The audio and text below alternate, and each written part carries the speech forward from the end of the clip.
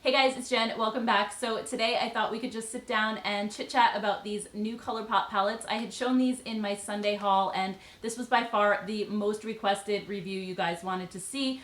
These are exclusive to Ulta.com and Ulta stores right now. I don't know if and when they will be on the Colourpop website, but if and when they show up, I can link them down below if you're watching this in the future. I'm not 100% sure though what they're going to do with this collection. So anyway, what I figured I would do is just go through each palette with you guys. I will show you how I got the look that I'm wearing today with the Sweet Nothings palette. And then what I really want to do is show you some comparisons, because when I showed these on my Instagram, a lot of people were saying, you know, they look similar to other things. Is it similar to this Colourpop palette or that one? And I just heard a lot of chatter about like Colourpop reusing colors in their palettes and that there's just too much similarity going on. So I really just wanted to dig in and show you guys some comparisons, because I think hopefully that would be helpful in making the decision whether or not to pick these up. I know a lot of you guys collect these Colourpop palettes like I do, but at the same time too, you don't want redundancy in your collection. But before we do that, why don't we just go ahead and get into some swatches of these palettes and just like a little in-depth on each one first. So why don't we start with Sweet Nothings? That is the one that I'm wearing on my eyes today. And hopefully the glare from the lights isn't going to make it too hard to see this one. I'll put it as close up as I can. So this palette actually looks considerably different than it does on the Ulta website. I can put up a picture of that one side by side so you can see on the Ulta website it looks a lot warmer than it does in real life. And here you do have a lot of cool tones in this palette. There are a few warm shades, these warmer browns down here on the bottom. It also has a gold, but other than that, everything else is really cool toned. And you have some deeper shades, this warmer deep brown, and then this cooler deep brown on this side. You have your transitions in the middle here. You have this really pretty like mid-tone purple. You have this mid-tone mauve-y like dusty rose. This is a matte shade, but it has a little bit of glitter in it. And then you have your matte ivory shade up here, and then the rest are all just really light shimmer shades that you could put on the lid. So it's just a really soft, feminine, more romantic palette. I'll go ahead and put up some swatches so that you can see what it looks like. I love these kind of tones. I just feel like they go really well with my skin tone and my coloring, so I naturally gravitate toward these kind of palettes. So I did do my eyes with this palette today, so I'll go ahead and show you how I got that look really quickly. So first I used the shade Pretty Cruel in my crease, and that's that matte, like mid-tone rosy shade with a little bit of glitter in it, and I blended that one out. And then I went ahead and put the shade Upon a Star all over my eyelid, and that's just this gorgeous rose gold. It's so beautiful. It might be my favorite shade in this whole palette. And then I added the shade Tulle, which is a really deep matte purple shade, in the outer corners of my eyes, and just blended that a little just for some extra depth and dimension. And then just to keep things from looking too pink and too rosy, I wanted to add a little bit of purple in there. So I went ahead and patted this really gorgeous, like light silvery lavender that's in the top row of the palette. And I used that from the inner corner to about 3/4 of the way where it meets that really deep shade that I put on the outer corner of my eye. And then I followed up with a couple of coats of the new CoverGirl Exhibitionist mascara. And then I'm just loving the way this look came out. It's just like really soft and pretty and romantic. It's so gorgeous. All right, so moving on to the next palette. This one is Rendezvous, and this one's more of, I would say, like a party palette. So you've got some rosy tones here along the top row. You have a white shimmer, some really pretty jewel tones and pops of color. You have a champagne over here, a matte black, a silvery, like sort of gunmetal gray, and then a really warm, like sort of brick red down here. So this is just a super fun palette. I would say the only drawback for me would be that it doesn't have a lot of mattes. It's a really shimmery palette overall. And then as far as mid-tone transition shades go, you really only have these two, which are both more rosy. So there's no like mid-tone brown in here if you just wanted to sort of like make a base look and then add some color to it. And because I normally use a transition shade in my crease, I feel like this palette would be a little bit more limiting for me, because I would have to use like one of those two rosy shades basically. So let me go ahead and put up some swatches though, so you can see this is really, really stunning. And I think if I were to use some of the pops of color in this palette, I might pull from another palette if I needed to add in some neutrals, but overall I think you can really create some fun looks with this one. So before we move on to the palette comparisons, I just wanted to quickly show you the highlight palette as well. That's part of this collection. It's called Creme de la Creme. It just has really pretty soft highlights. It says on the Ulta website that it's for all skin tones, and for me personally, having fair skin, it's hard for me to find a full palette that I can use because most of the time there's some deeper highlights in there that are just too dark for my skin tone. But with this one, I could pretty much use every single shade in this one. So I have no idea how these colors are going to come off on deeper skin tones, but if you do have a deeper skin tone and you've tried this, let us know in the comments below.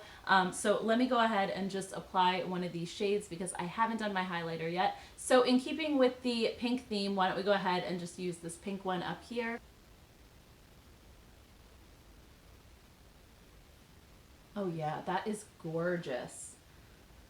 It's really smooth, it doesn't feel chunky, and it gives a really noticeable highlight, but I don't think it's crazy metallic or like wet looking. It just gives like a really smooth, beautiful glow. I love this. And that's one of the deeper shades in this palette as well, so you can really see how all of these shades would work on fair skin tones.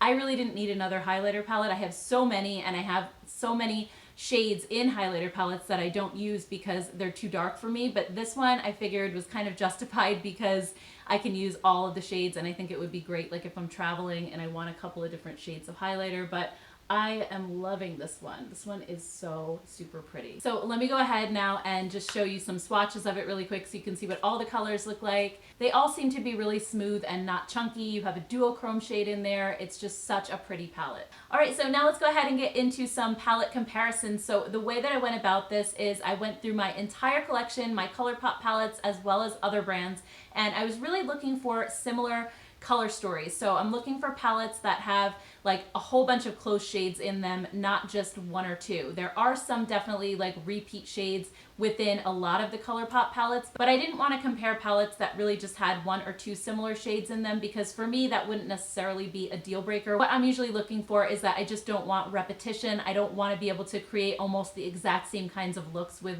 one palette or another. So why don't we start with the Rendezvous palette because there are only a few palettes in my collection that were even remotely similar. So let's take a look. All right, so the first comparison I want to make with the Rendezvous palette is with the Dream Street palette from Colourpop. This is the Kathleen Lights collab that they did a while ago, and I was thinking about this teal shade or turquoise shade in here being similar, but when I look at them side by side, I feel like the Rendezvous palette is brighter overall, even though they have kind of similar vibes. This one is a lot more muted compared to this one. So I did some swatches so you can see what they look like side by side, and I really couldn't find an exact dupe shade in either one of these palettes, so I don't think there are any real repeated shades in here, even though some of them are pretty close.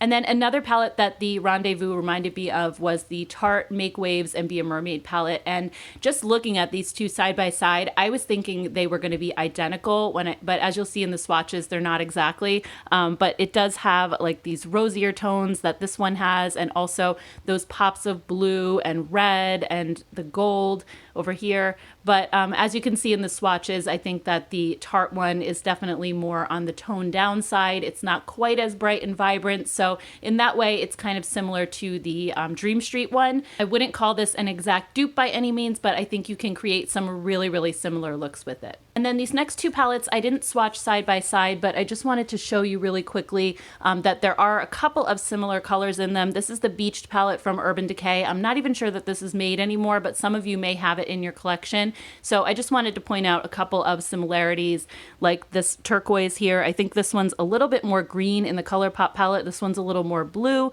You do have an orange in this one, but the one in the Colourpop palette is a shimmery orange, while this one is a matte. You have this sort of deep burnt gold, which is a little different than this gold, but again, just kind of a similar vibe here. So that's just why I wanted to show you that one. And similarly, the Alomar Cosmetics palette as well. I know a lot of you guys have this one, so I just wanted to show you this quick as well. And these are not exact dupes, but I do think you can create kind of similar looks with it. You have that turquoise shade here. This one right here is almost identical. This light shimmery shade up here also looks kind of close to this one. This one is kind of in between these two, I would say, color-wise. This one's a matte though, and these two are shimmer. So again, not an exact dupe. I just figured I would show you guys this one as well. All right, so moving on to some Sweet Nothings comparisons. I have a ton of them to show you, so I'm going to try to go as quickly as I can. So the first one is compared with You Had Me at Hello, and looking at these two in the palettes side by side, I really wasn't thinking that they were too close.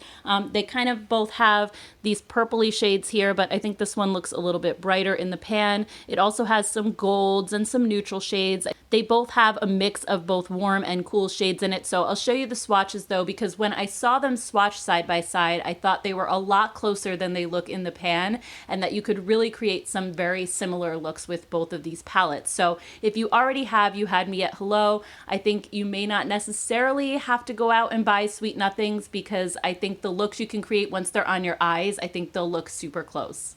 And then next up is Give It To Me Straight. I got a lot of requests to swatch this one side by side as well, and just looking at them, I can already tell that Give It To Me Straight is very warm, and this one has a lot more cool tones in it. It also doesn't have that bright purple. So let me go ahead and show you the swatches so that you can see. I think maybe there's like a couple of similar shades in here, but overall, I think that these palettes are pretty different. I think the Sweet Nothings palette is just a little bit kind of softer and a little more pink and rosy than Give It To Me Straight.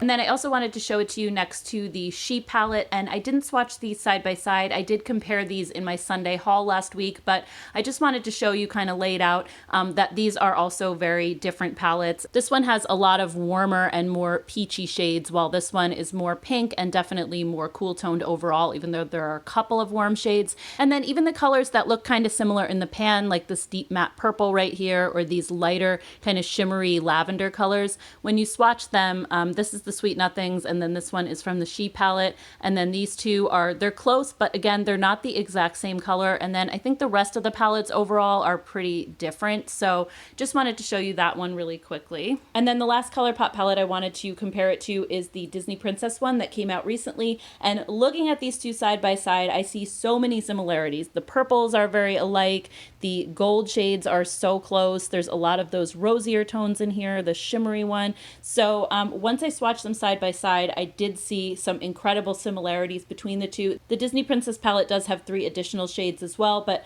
other than that, just looking at them swatched side by side, they look so incredibly close to each other. So if you have the Disney Princess palette, you may not want to repeat some of those shades in the Sweet Nothings. And then moving on to some palettes that are not Colourpop. First up is the Tarte Love, Trust, and Fairy Dust palette. And when I looked at these side by side, I thought they were going to be more similar than they actually are. But once I swatched them, I realized that they're not really the same palette. Again, they have kind of a similar vibe to them. I feel like I keep saying that, but it's true. They just really are kind of those softer, rosier tones. But again, if you have the Tarte palette already, you'll just have to decide whether you feel like it's too close to warrant buying the Colourpop or not. I do think there are definitely some differences and also some similarities between the two. Another one I got a lot of requests to swatch next to is the Vina palette from Anastasia Beverly Hills, and I do see a lot of similarities in this one as well. I think it has the purples and the pinks and those rosy tones and some cool tones. So I swatched them side by side. I'll put those up so that you can see them. And I do think, again, like very similar vibe, not exact dupe or anything like that. So if you have the Vina palette already, you may not necessarily decide you want this Colourpop palette. Or if you haven't bought the Vina because of the price and you feel like the Colourpop one looks kind of close to it and you might want to just spend $16 versus $42, it might be a good option. And then next I wanted to compare it to the new Profusion Infatuation palette. These are available at Target. It's $10 for all of these shades, so it's a really good value.